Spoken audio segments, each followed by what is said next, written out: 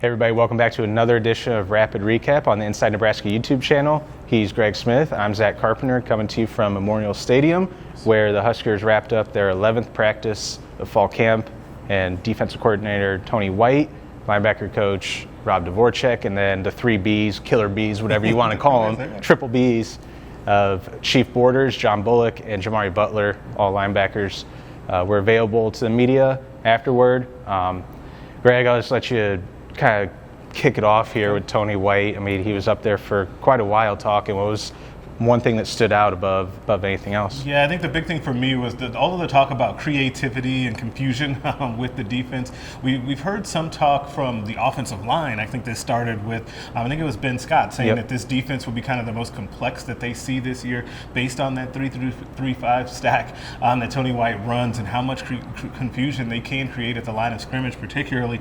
We were able to ask Tony White about that today, and he was very good about that. I think that he did a good job in kind of tamping it back a little bit to say it's not just confusion for confusion's sake, like everything has a purpose, but also as we're doing this and kind of learning the team through fall camp, we have to find out how to put guys in the best position to succeed so that we can maximize each play and make that confusion work for something. Yeah, and it kind of struck a chord with me from February when we had by then talked to, I think, all of the defensive coaches and defensive coordinator, and I dubbed it versatile chaos because they didn't say, they would talk about the versatility, they would talk about how we want to cause chaos. It's like, all right, versatile chaos, because they have a bunch of sort of moving pieces along that defense where we talked about it before. Marcus Satterfield, positionless offense, seems like sort of positionless defense on the other side of the ball in this 3-3-5, but chaos, confusion, and aggressiveness is one thing that stood out to me. Jimari Butler is one guy I wanted to spotlight because I was over there, caught him for a little bit, and he said he called this a run-first defense. He said it's a run stopper. That's what he sees it as, and he talked about that aggressiveness and that chaos that they want to kind of create too, because I asked him, all right, so he is working as mainly the jack, but he said in the spring he's more all over until now they're settling on the jack, but he said he loves it because he's able to be aggressive and not just a pass rusher. He's able to be a pass rusher and a linebacker, so they're moving guys around, but Chief Borders and himself are both working mainly as jacks now. Yeah, and Chief Borders also mentioned kind of that versatility. Is another guy that started off, I want to say in the spring, he played a little bit more inside, and he said that he's mostly working at the jack, but he said we're all for the team though. He'll do anything that the coaches want him to do, which is music to the coaching staff's ears, but he's primarily working at that jack spot right now.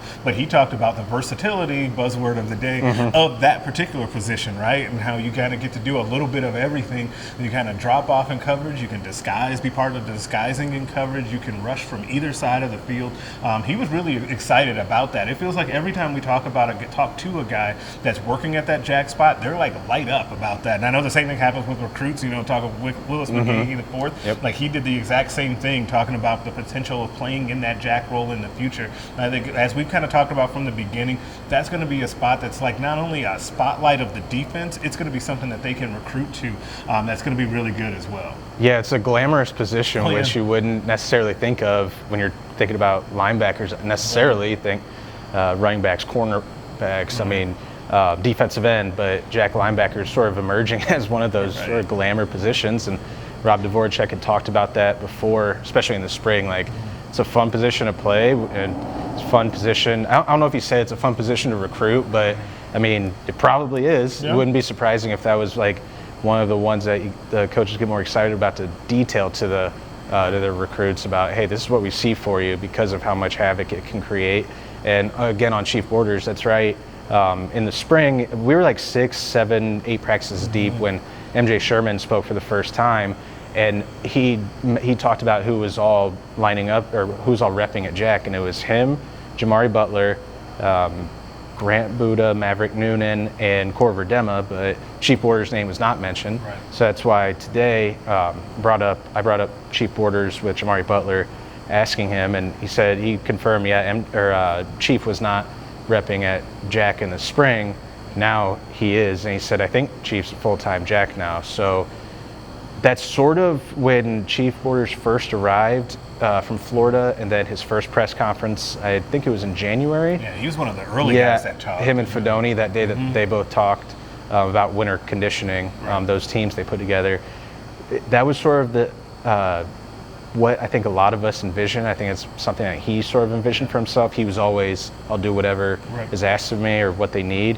But I think now playing up toward the line of scrimmage as a potential edge rusher, playing back, and some of those things that come with it, it sounds like that's now the role that he's going to be fitting into. Right, and that also makes me think about if he's more in that role, what's happening at that inside linebacker position. In perfect timing, we got to talk to John Bullock today, who's kind of been, I don't want to call him a star of fall camp, but he's been a guy that has just been mentioned a lot, right, by a lot of different coaches, as a guy who's going to be someone that plays a lot. And it was interesting kind of hear him detail what he's thought about that, but then also kind of his rise. The Chief Borders also gave him a shout out and talked about how much of a grinder he is. He said he ran into one of his old high school coaches and talked about how much of a hard worker he was. So it's really interesting to hear those guys talk about each other as they've been rising through the ranks as well. I mean, Bullock was wearing today, he had his two fingers taped up, and there you could see that there was had been bleeding. You could still see the redness of the blood while he's just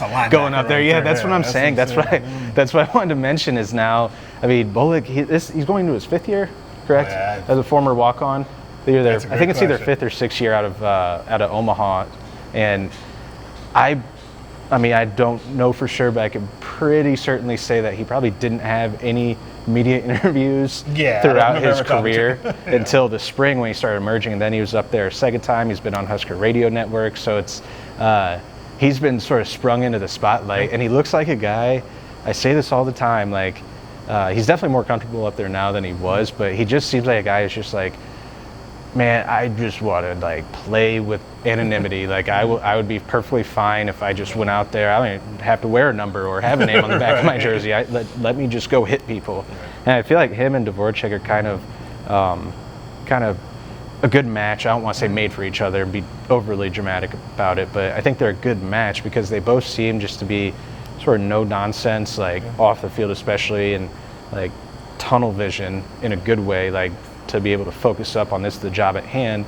And then Dvoracek, he's an intense coach on the field, is what Jimari Butler was saying. And then Bullock is intense. I don't know if he's like a rah-rah guy, but he plays intense for sure. if you watch him on the field. So I think they're kind of made in the same mold. Yeah, and Tony White, going back to him real quick, he mentioned Rob Dvoracek and the type of coach that he is, because it came up that he was labeled to a under 30 kind of deal. That's right. And Tony White, because these guys pay attention to everything, he mentioned that and said that the thing that separates Coach Rob, he said, is that his attention to detail, especially for being a really young coach. He's definitely a guy that has an eye for detail and has a high standard. So he's going to hold guys accountable, and they seem to rally around him. Like you talk to those linebackers, like you said, Jimari Butler had good praise for him today as well. They seem to really like him and get along with him as well. Yep, so we had 5 people available today. We'll have 1 tomorrow with Matt Rule talking after the Huskers' 12th practice. I think there's going to be more of a scrimmage tomorrow. I think they're going to hold their second scrimmage-style practice. So we'll have more on that tomorrow at the Inside Nebraska YouTube channel and on Inside Nebraska. And obviously, as always, we have some stuff up right now on our site about today, about Tony White, Rob Dvoracek, and the linebackers who spoke. So you can check that out at InsideNebraska.com, where we'll be having content all throughout today and over the weekend. So be sure to check that out. For Greg Smith, I'm Zack Carpenter, and we'll catch you guys again next time.